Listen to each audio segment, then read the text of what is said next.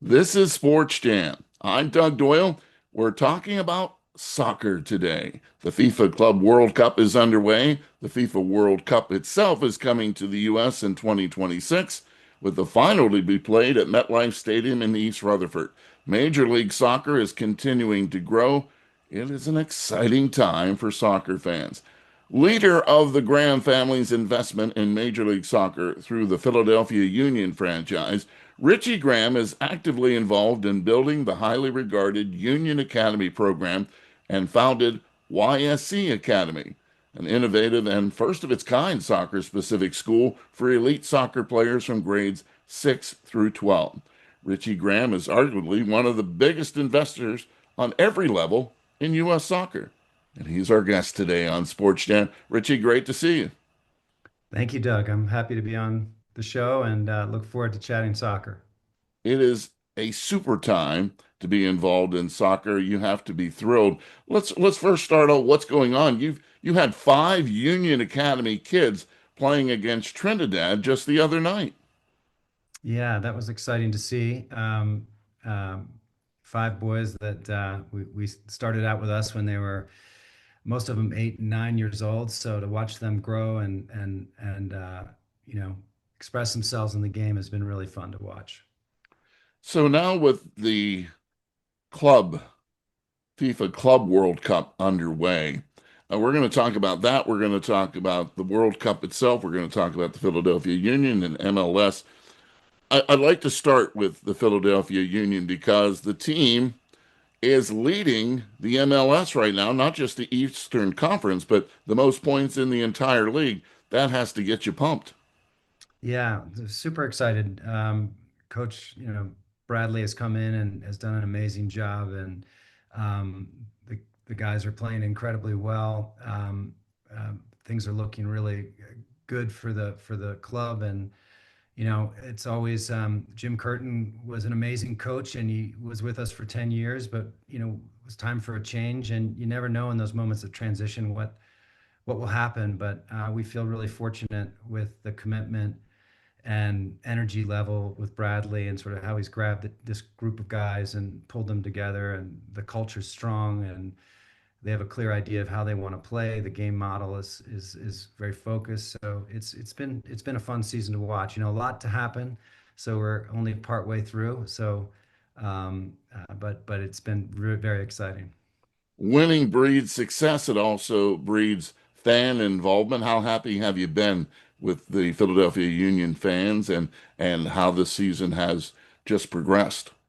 Yeah, the Philadelphia Union was really founded by the fan base. The Sons of Ben, the supporter group, were instrumental in bringing an MLS franchise to Philadelphia. So we've been blessed with a pretty passionate, Philly fan base. They let you know when things aren't going well, but when things are going well, they also let you know. So but yeah, we've had tremendous, success. Our stadium is packed, and it's really one of the great environments in MLS. And it's a little not really well-known secret that our club has been over the last 5 years. If you looked at all teams in MLS, we have the most points of any team in MLS. So we've got a model, we're sticking to it, um, and it's nice to see it sort of play out with success on the field.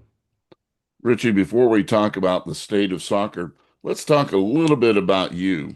Why are you so passionate about this game? Well, I love the game. I was a soccer player growing up in a different era. I was also a competitive ski racer, and had a chance to play college soccer under a coach by the name of Bobby Clark at Dartmouth. Bobby went on to Stanford later as a coach in Notre Dame, where he won a national championship. And he was a real special person. He's still a big part of my life and influenced me in a big way. And just grew passionate about the game, and especially about the the idea around development, and looking at the fact that the United States hasn't traditionally had top 10, top 20 players in the world on the men's side. On the women's side, of course, we've been dominant, but on the men's side we haven't. So I started to ask those questions and say, why is that? Is there something in the water over here? And no, of course, there's nothing in the water. It's all about creating learning environments and the right coaching and giving, the amazing athletes we have the right opportunity to learn the game. And that's really what a big part of the Philadelphia Union model has been focused on, that vision of producing the future of the game. And that starts with the youth. And I think, in the United States, we have a very big upside, massive population, great infrastructure. The quality of coaching is getting better, even from the youth levels all the way through the professional levels. All of that's adding to sort of produce more and more players. And we're seeing that on the international stage. I mean, today's men's national team has a lot of players that are playing in the top clubs in the world. When I graduated out of college in 91 and, the early 90s, there were maybe three or four U.S. national team players that were playing in, the top leagues in the world. So there's been a tremendous growth. And I'm a big believer in the quality of the American player. We have to invest in them and give them an environment to flourish. When you got your Bachelor of Arts from Dartmouth, did you have any idea that you would be sticking with this game at this point in your career? No, I didn't. Um, I really, wasn't focused on that as like a vision, but as I, got closer to the youth side of the sport through my kids and kind of seeing what was going on, I was like, there's a need for um, focusing on development in the right way. And I'm a big believer in winning, and winning matters. But if there's too much focus on winning at too young of an age, you take the love out of the game and the fun out of the game. And so, I really thought that there were some opportunities to sort of create an environment where you could focus on, number one, love of the game, passion for the game, and with that, the kids have the toolbox within them to sort of really expand and grow. If you get too serious too fast, it's not fun for kids. And whether that's soccer or baseball or basketball, it's the same. So you have to be really smart about those learning environments that we create to create a passionate environment. So, as soon as I started to lock in on some of those ideas, then I couldn't let go of the bone and really started to go after it in a bigger way. I'm so glad that you mentioned about, first of all, every parent feels that their young kid, whether it be any sport, is going to make it to the professional level. And we know that's not the case. But Yeah. yet you don't want to, smash their dreams too early, but you have to make it fun for these kids. And your YSC Academy is just an example. Can you tell us a little bit more about that model and why it's been successful? Yeah. Well, I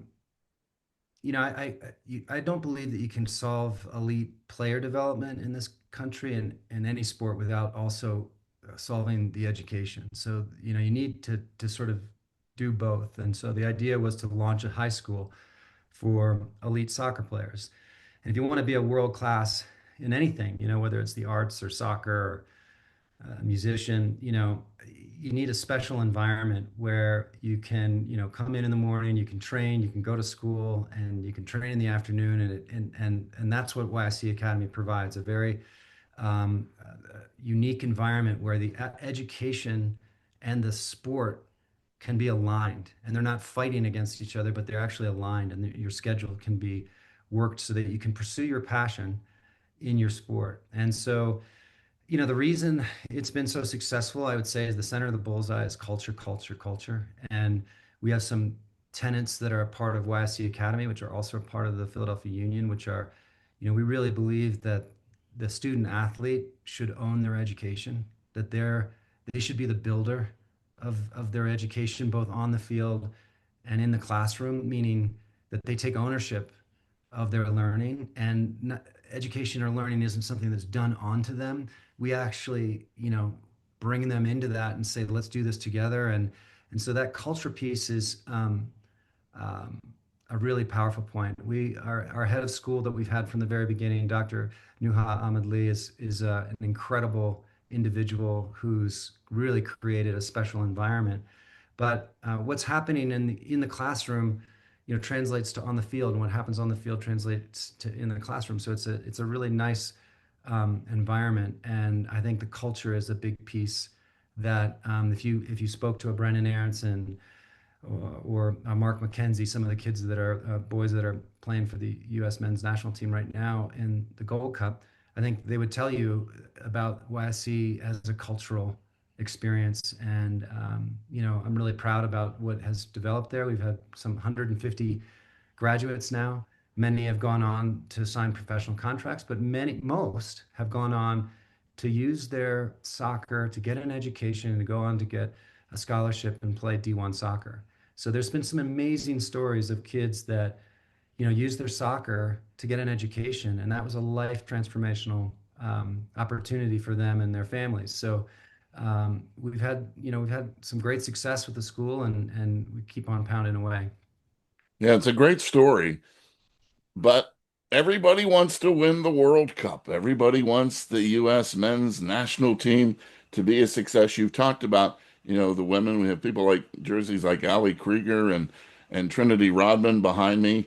Uh, People are used to the women winning when it comes to, and the question always comes out: how far are we away, Richie, from seeing the men reaching the ultimate pinnacle, the U.S. men's team in World Cup play? We're going to win the World Cup in 26 now. Um, look, I think we have players that are contributing for some of the top clubs in the world, and the number of those players that are, plying their trade in the top European clubs has grown dramatically. From let's start, in 1994, like I said, there was probably three or four U.S. men's national team players that were playing in the top leagues in Europe. Today you have over 30 that are in the top leagues. You have many, many more Americans that are playing, abroad if you kind of looked at the total number, but I'm just talking about the top leagues. And so, there's been growth. There'll continue to be growth. I think MLS is a big part of that, as is youth soccer. The quality of the education that our kids are getting in this country is improving dramatically. When I was young, there weren't really many adults that knew much about soccer. Today you have young parents that are volunteering that may have played college soccer and really understand the game, and they're able to pass on the skills and the techniques, in those golden learning years, right? 6 through 12 for any sport is so important. So I believe that investment in development and creating these spaces is important. Investment in coaching education and environments. But MLS has done a tremendous job, and it's really only within the last 10 years that MLS has kicked its, academy program up and into overdrive. And those academy programs, the vast majority of them are 100% free of cost. Like everything with the Philadelphia Union is free of cost. So we don't have that barrier for a kid that like I can't afford it because I can't do the travel. So I think we're headed in the right direction. We are the sort of American culture. We want our, fast food in 5 minutes or less, right? So, we are impatient, and that impatience is a good thing. But I think we have a ways to go, but the signs are really, really good. The trends and trajectories, if you just look at the standard of the average American player, it's gone up. And there's no reason that we can't produce Messi's and Cristiano Ronaldo's on the men's side. We're already doing it on the women's side, but there's no reason that we can't do that. And I will just say one last thing is if you come to an MLS Next showcase event 10 years ago, when that was the U.S. Soccer Developmental Academy League, the vast majority of scouts were college. Today, all the colleges are there, of course, at the MLS Next Showcase, but you have a lot of foreign scouts. I mean, it's hard to walk anywhere without bumping into a foreign scout. And that just shows you that, the world is looking over here and they're seeing talent. And, we have amazing athletes. We have a winning mentality in the United States. And so I don't think it's long before we're able to produce some top level players that are, amongst the big names. of the sport. You mentioned Messi, and we can go all the way back to Henri, and we can go back to um, Beckham coming and playing in the MLS later in their careers. Do they help the U.S. soccer by doing that, or is it pretty much for their career to wrap it up? Have they really helped develop, and do they concentrate on helping develop the U.S. players while they're here? I think they do, and the reason is that when you bring in some of these foreign players, they lift the bar that the American player has to jump over to get on the pitch. And that's helpful. I can tell you at the Philadelphia Union, we have a real tradition and history of playing youth and developing, players through the system.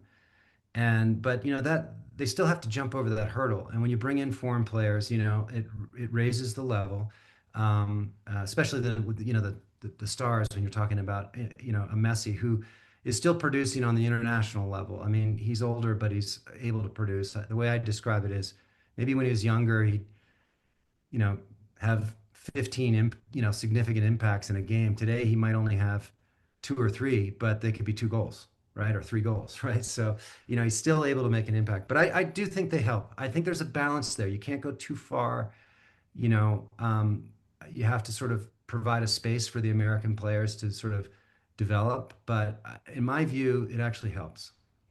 For somebody like myself who's never played the game, doesn't understand all of the strategy of the game, I continue to learn. My son-in-law, Joe, now has me rooting for Arsenal in the Premier League, right? So I'm watching those matches. But I have to be honest with you. When I watch MLS and I watch Premier League, I can tell sometimes who's an elite player, but I can't always tell you who's a great player and who's not from just being a novice at the sport. Where do we lack? What skills do we lack in either the MLS or at the youth level or US soccer to compare to the European leagues? Yeah, I think um, let's go to hockey for a second and let's think about what made Gretzky so good.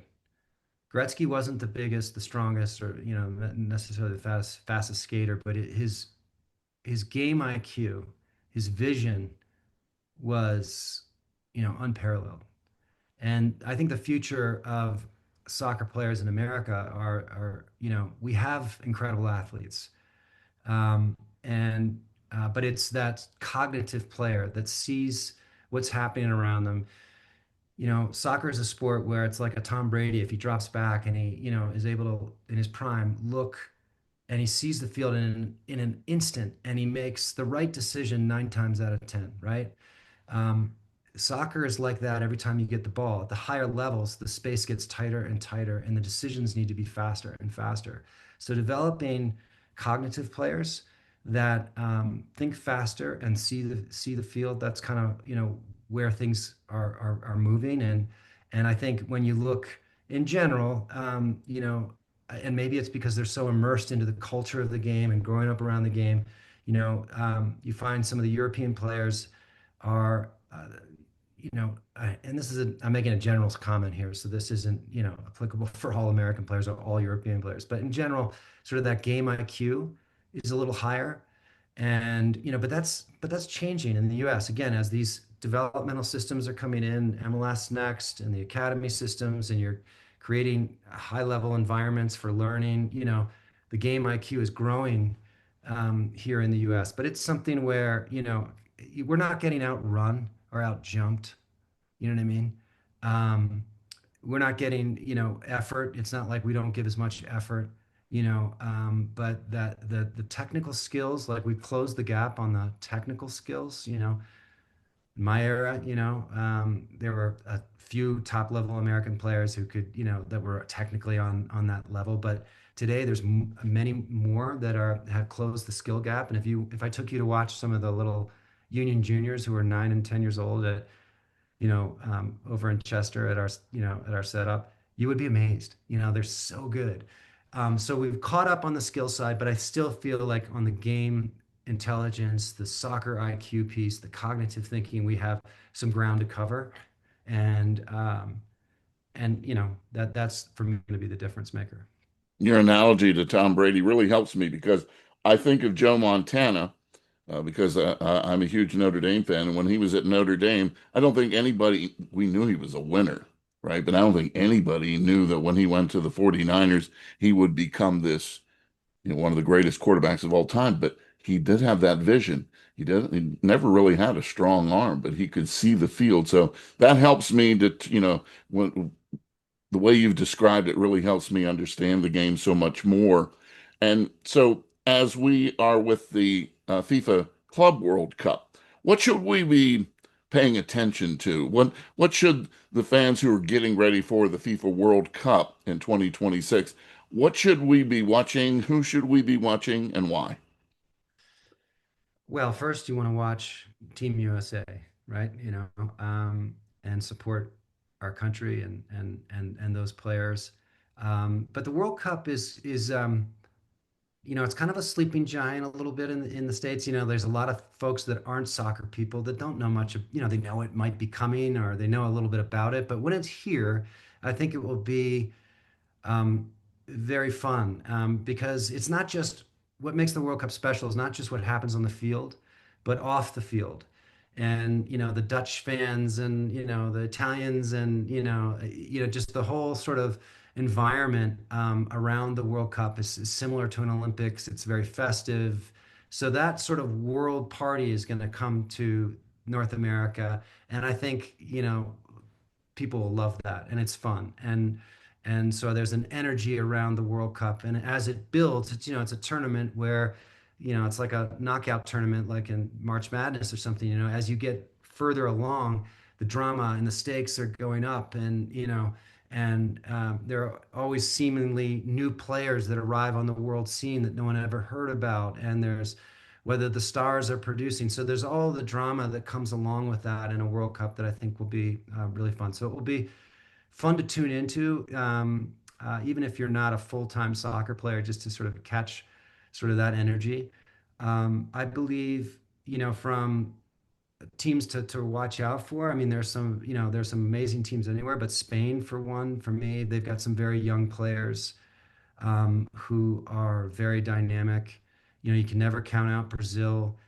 In terms of talent, they've struggled in years, but yeah, it's going to be a very fun experience, and it also will lift the sport. We saw that in '94 when the World Cup came to the United States. It really lifted the sport, and MLS launched a couple of years after, and it will have a massive impact on the sport and will help to lift the sport. And it's already, as we know, soccer is already growing, and that growth is being fueled by the younger, demographics. So Gen Z, Gen Alpha, the Hispanic demographic is a massive supporter and a growing supporter. So, you have those growth trends that are already existing in the marketplace, and now you're going to have a World Cup come in. I think it will give a bump to the sport at every level, which will even be felt down at the local level because kids are going to want to go do it. And so I'm really excited for it. I think it will be a great event. As you're well aware, because Philly is just, a hop, skip, and a jump from New Jersey, and when it comes to the Ironbound community, here in New Jersey, in Newark. They have been football crazy. And when the World Cup comes, all you have to do is go to an establishment and it is jammed.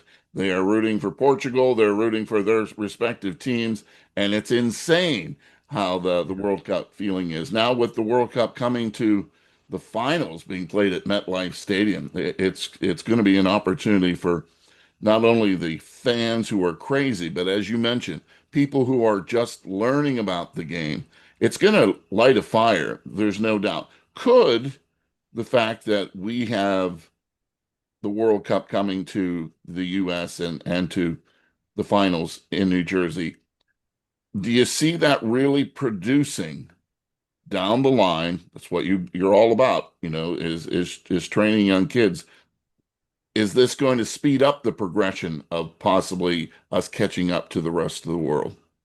I think it helps in that, you know, if you think about kids and sport, they identify with heroes and they fall in love with heroes and they go out in the backyard and they pretend, whether it's baseball or football or soccer, that they're that hero. So, bringing sort of the world's best onto you know, our local stage, I think is going to be very inspiring. And how many times have we heard the story in sports, and again, not just in soccer, of like, I went to a baseball game, when I was young, and 24 years later, that guy's winning a World Series, right? Or whatever it might be.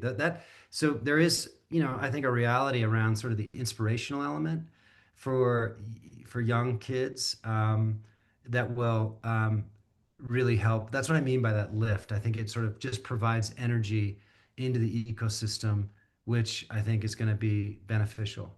And we're still, while we've been at soccer for many years, we're still quite new in terms of, the learning environments that I was speaking about, where, you have coaches that are focused on development at, U9, not focused only exclusively on winning, like we're still kind of learning our coaching education piece. And it's gotten so much better than even in the 10 years I've been an investor in an MLS. It's just incredible. The local clubs in the Philadelphia region are the ones that are producing the talent that then come into the Union Academy.